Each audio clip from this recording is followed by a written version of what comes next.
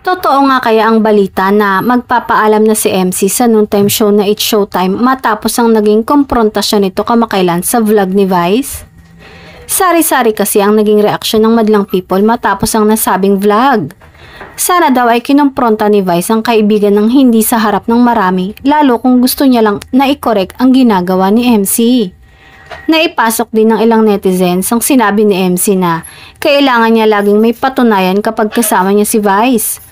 Ikinonek ito ng ilan sa ganap niya sa It's Showtime na palagi ngang nasisita kapag walay ang banat sa show ay napapagalitan si MC.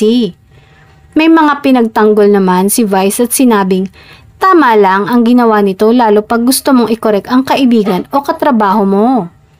Medyo alarming kasi ang mga balita na nagpa-power tripping si Vice Ganda sa noontime.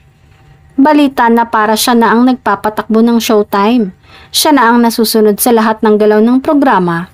Dahil nga naman dito, binigyan na pala kasi ng power ng ABS-CBN management si Vice Ganda sa programang It's Showtime. Isa si Vice sa pinagkukuhanan ng desisyon sa show. Pag may mga programa sila o meron silang bagong segment na naisip, ay ikinukonsulta mo na kay Vice.